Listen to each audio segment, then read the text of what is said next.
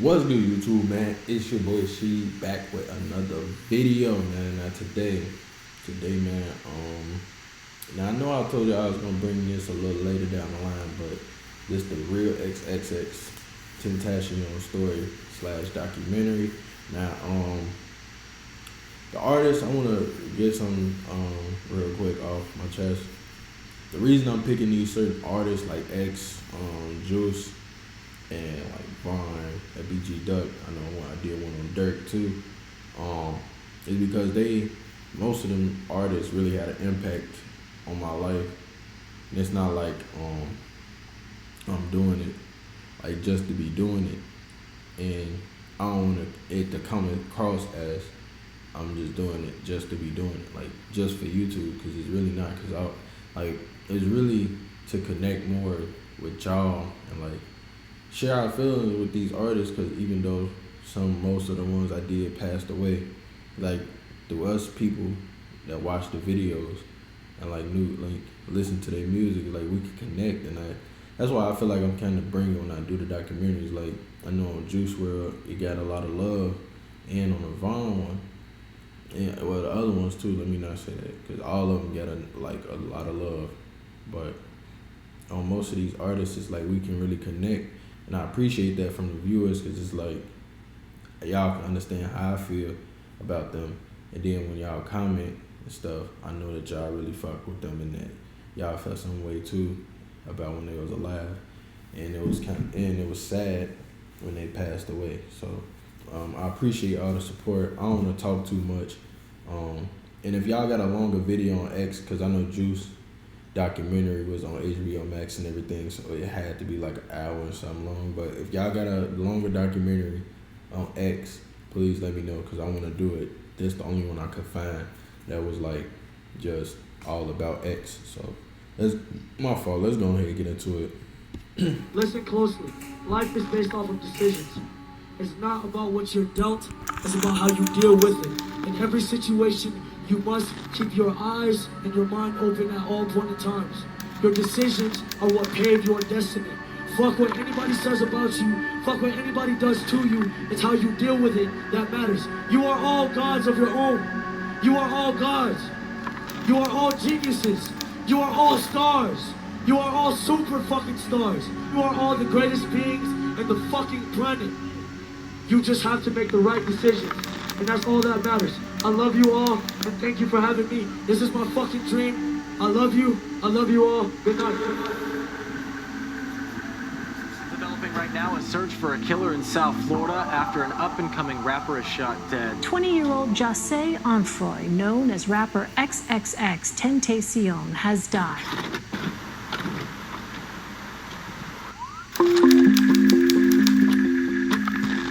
Jose Onfroy was born on January 23, 1998, to parents Dwayne and Cleopatra in Plantation General Hospital in Florida.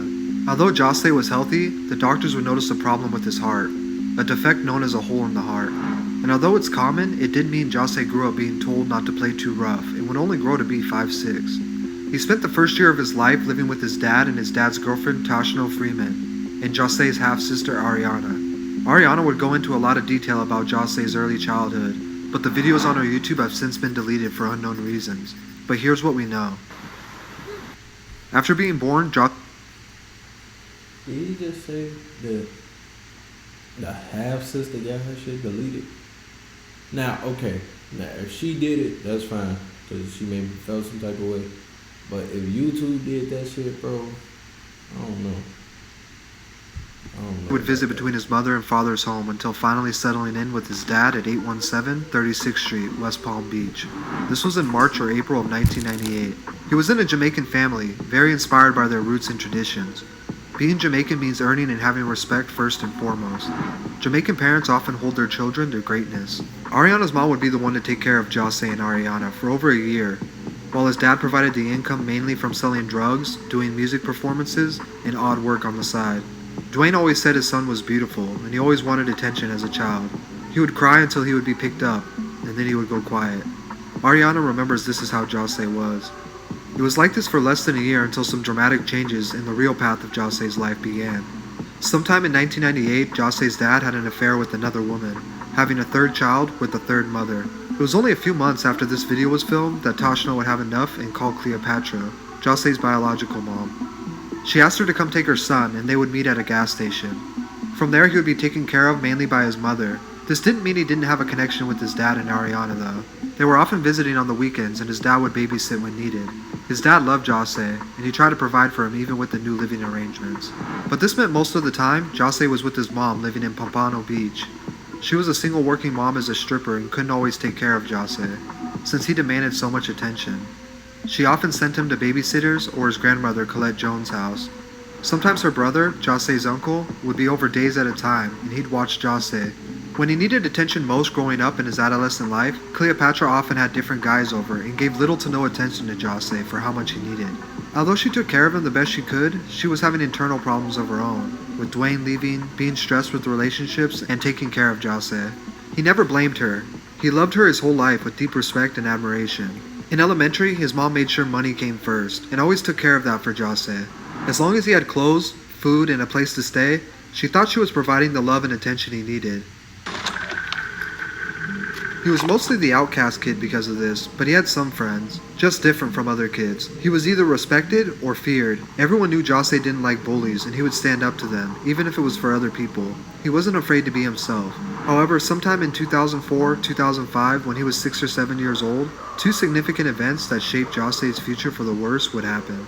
Although Jose and his uncle were around each other often, it wasn't always a good thing. His uncle was known to suffer from depression and have outbursts. Sometimes during these outbursts, he would take it out on young Jose, and he would get physical with him. Jose being young, he didn't understand at the time why this was happening. One day while he was at school, his uncle would have an outburst, but this time nobody was around to witness it. Unfortunately, he would take it out on himself.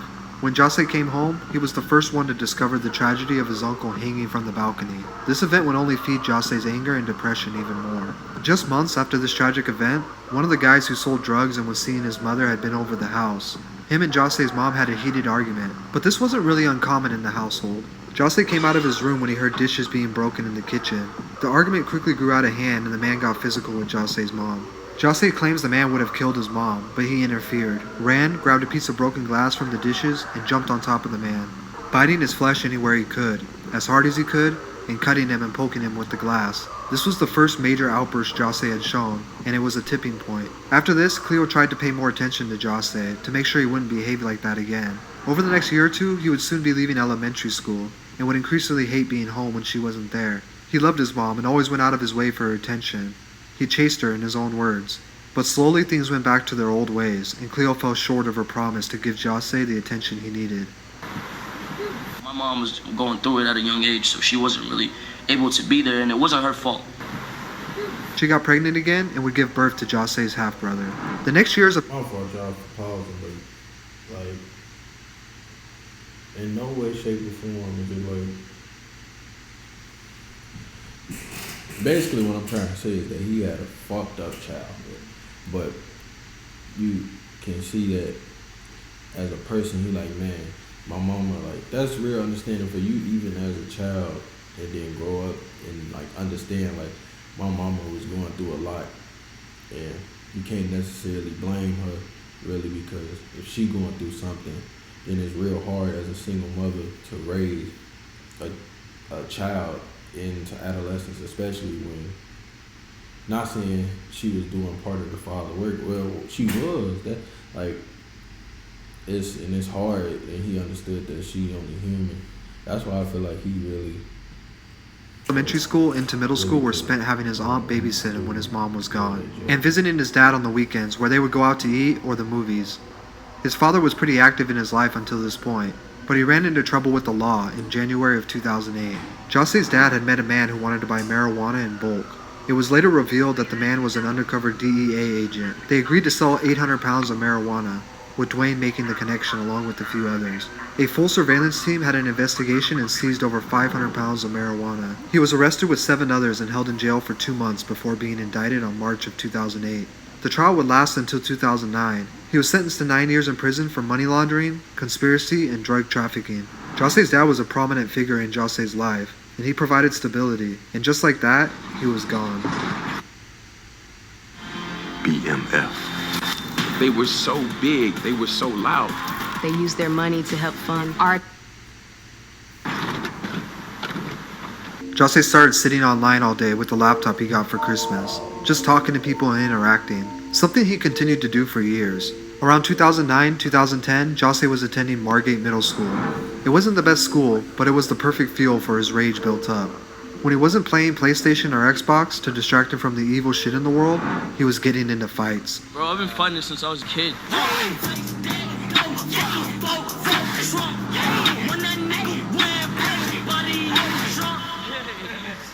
This eventually led him to get suspended and then kicked out, but he had stopped caring about report cards or school in the 6th grade. He had completely failed this year, even though he got straight A's the year before. Him and his mom argued over things like this because she wanted him to do great academically and go on to great things. But Jose knew that wouldn't come from schooling and being a well-behaved student. Jose is who he is because of being himself, and his mom didn't understand that part of him. He changed dramatically from 2010 to 2011.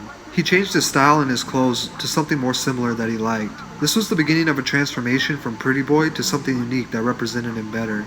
After he was held back and eventually expelled from Margate, he transferred to Lauder Lakes Middle School in the 7th grade. He really started to develop his style and taste into what he liked, Odd Future being one of his inspirations. He always had a few friends or girls talking to him. As he says, he was always friendly unless you did something to him. The only subject Jose actually enjoyed was history. Everything else about school just led to more fights. There's something about fighting that Jose loves. He fought for people who couldn't fight for themselves, but he also fought for fun and the thrill. He also admitted to fighting just to get the attention from his mom, because he knew she would have to give him attention after a fight. But over the years, the strain was getting to be too much for his mom. She would take him to stay with his aunt or friends for extended periods of time. When his aunt saw that Jose was interested in music, she wanted Jose to perform in the church choir. But at one of the recitals, once again, he fought one of the band members who Jose said kept bugging him. He even beat another kid with drumsticks. His outbursts were taking a toll on everyone around him, especially his mom. Over the next year, when he was finishing 8th grade and going on to high school, his mom would officially kick him out, but still try to be part of his life. He was drifting homeless and talks of this time as feeling lost. Jose ended up living with his grandmother, Colette Jones, who took care of him the best she could. She lived in the Owls of Inverary, a gated community popular for drug dealing and gang activity. He met kids in the neighborhood who were older, but he was just about to be a freshman. He was bouncing back and forth between staying at his grandma's and some of his friends' houses he had met in the community. His grandma was very religious. She would wake him up for church on Sunday mornings. She had a curfew for him, and if he wasn't home, the door would be locked. He avoided staying there as much as he could and preferred to stay at other friends' houses in the complex. He got into selling weed and taking drugs. He was feeling extremely suicidal. Weed would make him paranoid, so he did drugs like Xanax and Vicodin to numb himself. Most of these nights for Jose were spent just finding a place to sleep, trying to forget the world's problems for a night. But these problems would be small compared to what was coming. Please enter your jail number at the top. Please clearly state your first and last name after the tone. Jose, on Freud. Thank you for using Global Tail Link. Your call is being processed. In late 2012, when Jose was 14, he was stopped by officers one night who had found 21 grams of weed on him. He was indicted and shortly after charged with the felony. As a youth, Jose was sentenced to 1 month in juvenile detention and a mandatory 6 months in a behavioral correction facility. Jose turned 15, finished his sentence, and was released. Within a month, he would be arrested again for breaking into a home with several others to steal laptops. It's unclear what he was charged with, as Florida's sunshine laws prevent juvenile records from showing personal information. What we do know is he spent some time in jail again. This is where he would meet Stokely. We met in jail. Met in jail? And the last met in jail started rapping together type shit. Stokely had been locked up for minor drug charges, and he went to Piper High School in Sunrise, the same high school Jose would transfer to after he did his 6 months in the behavior program. While locked up, they would talk about how they wanted to hit licks and come up on some money. They even joked about rapping together and would freestyle for fun. This was the same time when Jose would beat up one of the problem inmates who was transferred into his cell a few days prior. He would later speak on this in his famous No Jumper interview after homophobic allegations came up years later. Right after getting out in early 2013, he was enrolled into Sheridan Behavior Facility. They worked on helping the troubled youth. For an unknown reason, he was kicked out at some time and he didn't want to return to finish it. But he eventually would, and he actually gave recognition to them, saying he did enjoy his time there. He would complete his 6-month program and start high school at Piper in late 2013. Piper High School was a come-and-go school with many people and many faces. There were fights and violence, and Jose's friends would try to keep him out of trouble. but this is Jose. He would fight for any reason, and being in high school, this was only more often. They turned into every week, but slowly what would start to take up more of his time was talking with Stokely about rapping. Tragic, sacrifice insanity for bastards. A little of vanity, more sanity will be cast in half, but I'll leave them half alive in a basket. And if you're not a savage, come to the man. They picked up where they left off with their conversation. They decided they should make a crew, or something like a group, whenever they hit licks. This was the start of their group, Very Rare. One of their friends named Aaron had a snowball microphone and a laptop with recording software on it. It was like a snowball mic. It was like the cheapest mic you could get. It sit on like 3 prongs, Audacity, and like a laptop. That's how we got distorted music. We actually started making the distortion like to the best of our advantage. So we used distortion in our music. They decided to rap because they enjoyed it so much, and it was an attempt to stay out of trouble. They wanted to make songs as a group, so they had all written down stage names for themselves. Jose was the last one to pick one, but he had narrowed it down to a few options. He tweeted to one of his old friends that narrowed down some of the names he liked. His friend tweeted back, "Are you serious? They're unique, but do you really think they would be a good stage name?" Jose replied, "I don't give a fuck what others think about the name. It's what I want."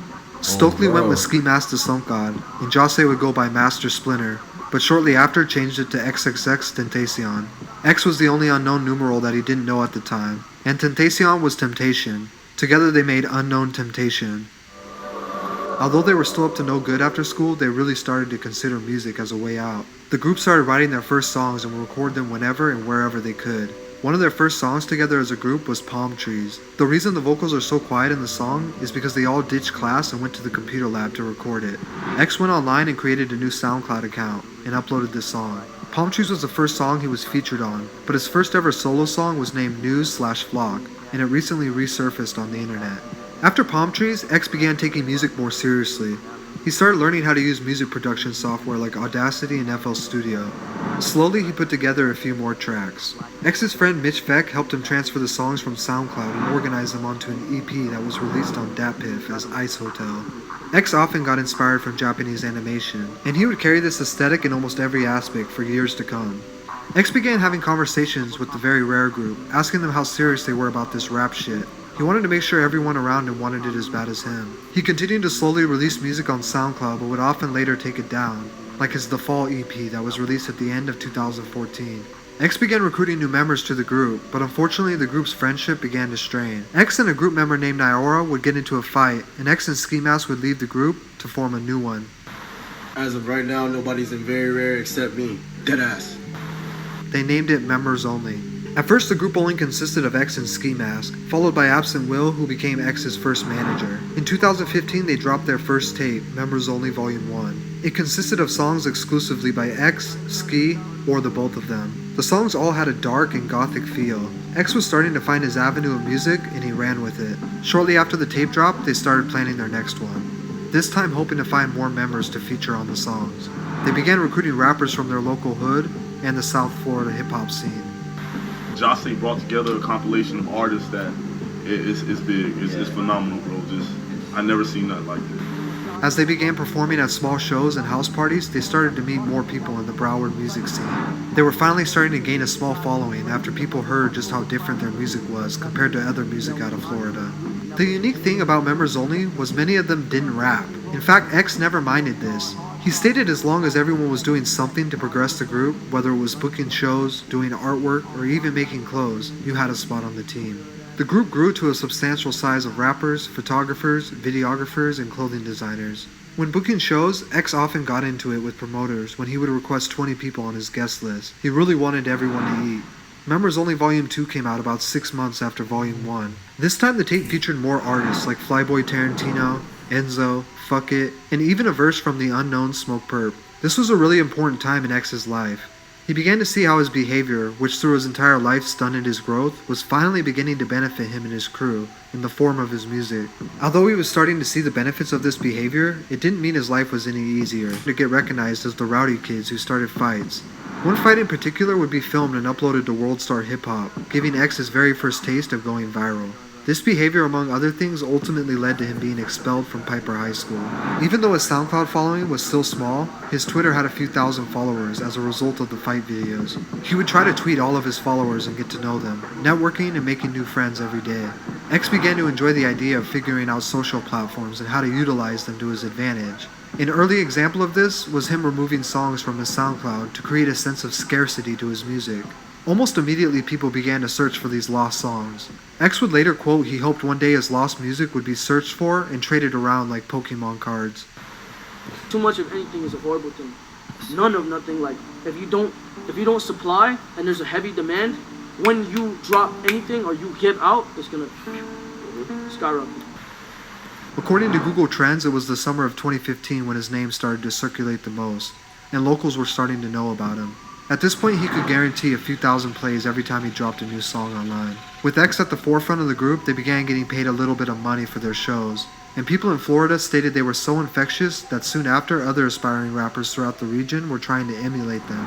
In late 2015, X and a producer named Rojas had become acquainted while sitting around Absent Will's house. Rojas was showing X a few of his beats, but X was passing on all of them. He was looking for something different. The last beat Rojas showed X was co-produced by Rojas and Jimmy Duval, and it was intended for another artist named Retchie P, but he had been locked up, so Rojas considered the beat up for grabs. X liked it. He went into the booth in the closet, and 15 minutes later the song was finished. He would title it, Look at Me.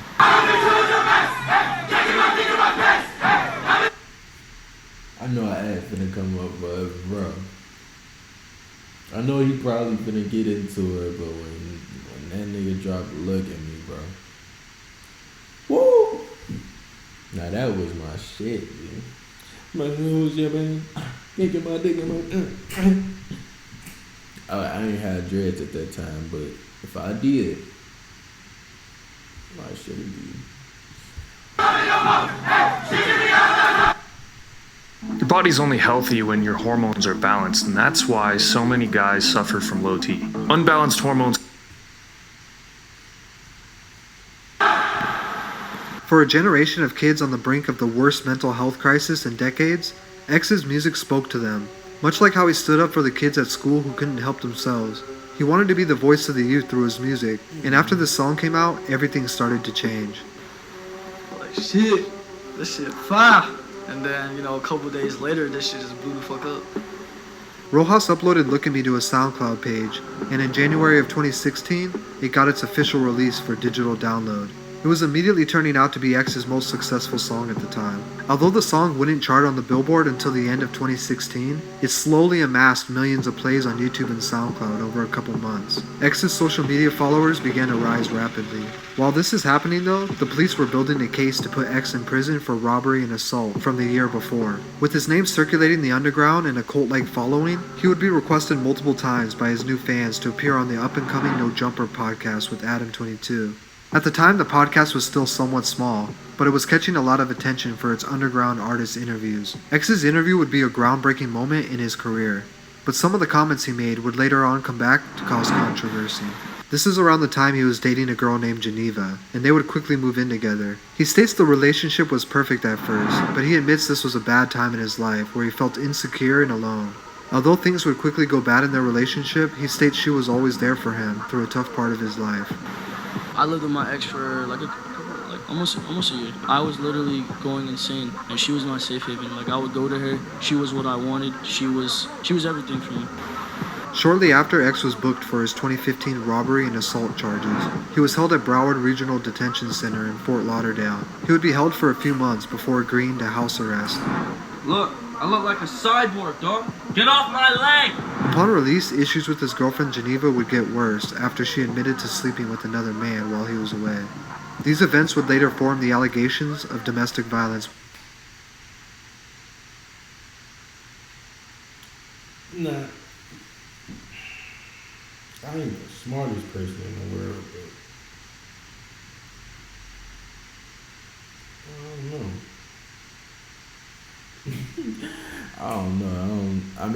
I agree she should have said something, but okay. I don't know, bro.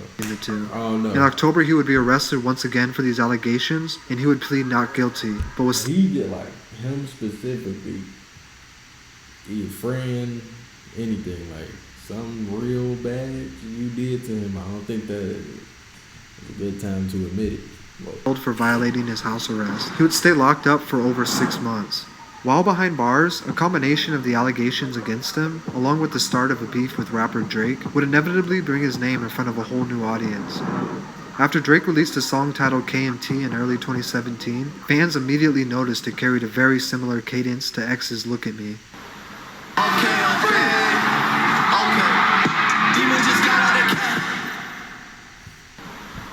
After word spread online, it does. Like, bro, if you don't think, I'm sorry I'm pausing so much, y'all, but if you don't think Drake stole part of that song, bro, and it's not even me coming from like being a huge X fan, if you don't think Drake stole part of that song, you a fucking clown.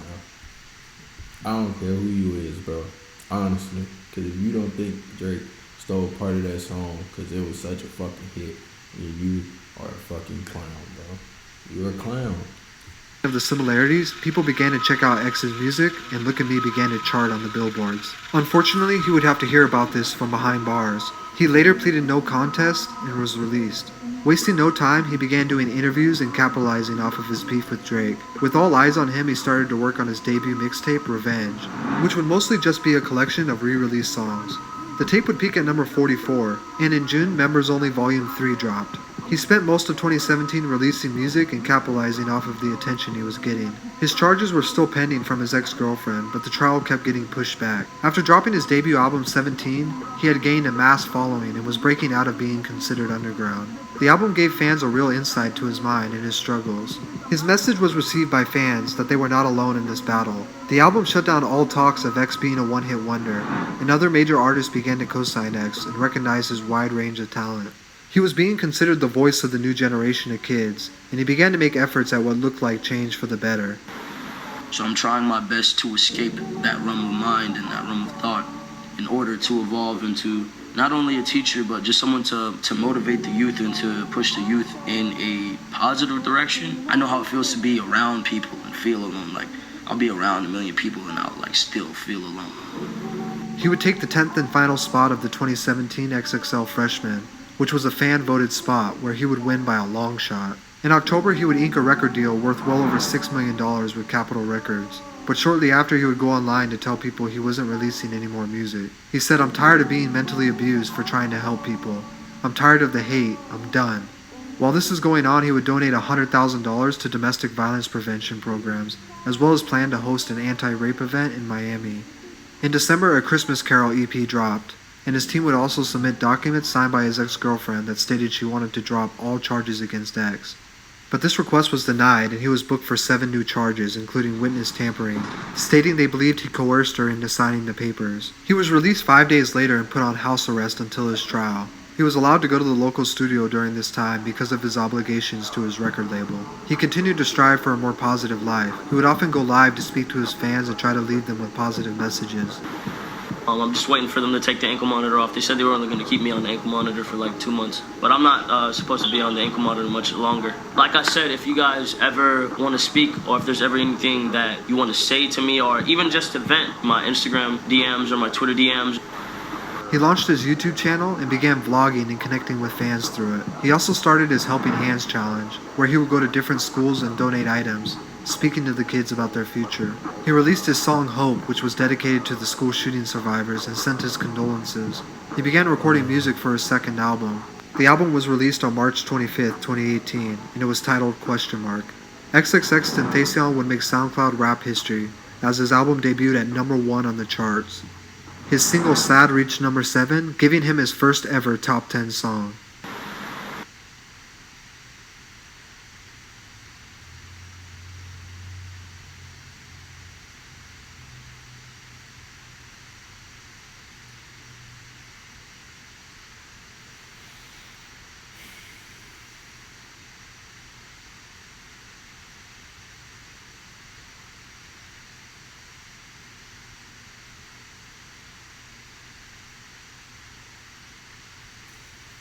Man, it's fucked up, yo.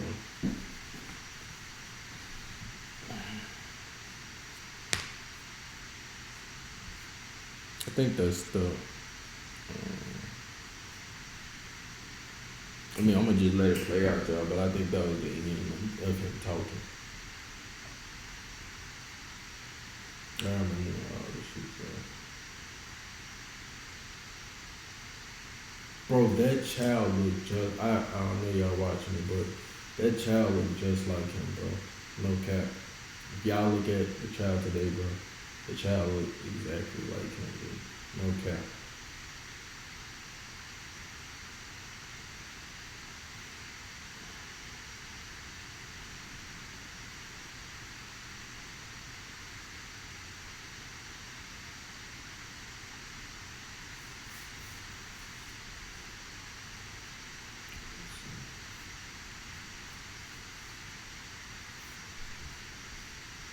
Ooh, shit, I might do that one topic video.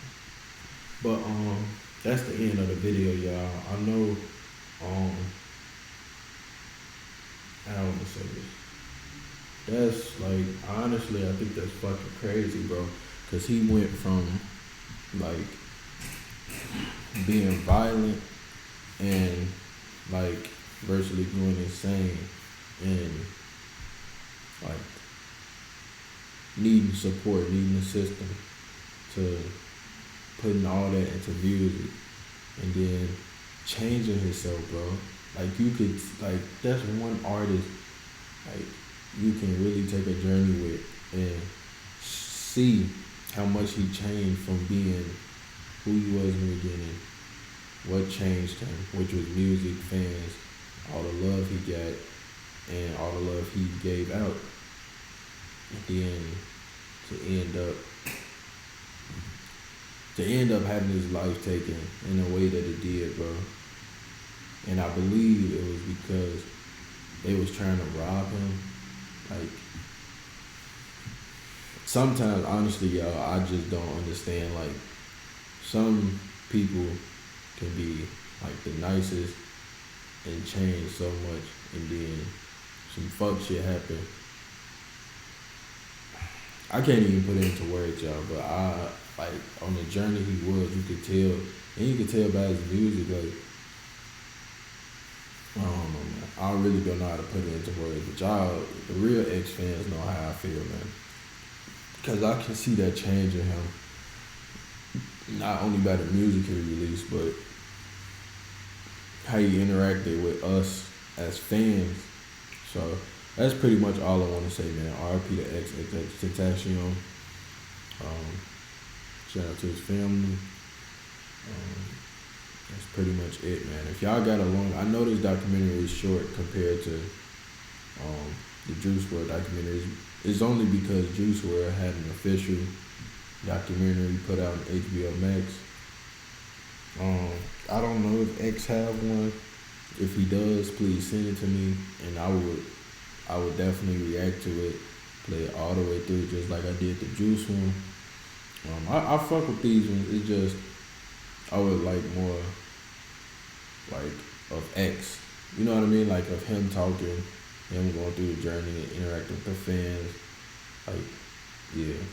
But this one was cool. I ain't gonna knock it. It was definitely showing us everything. But that's pretty much the end of the video. Please like, share, comment, and subscribe.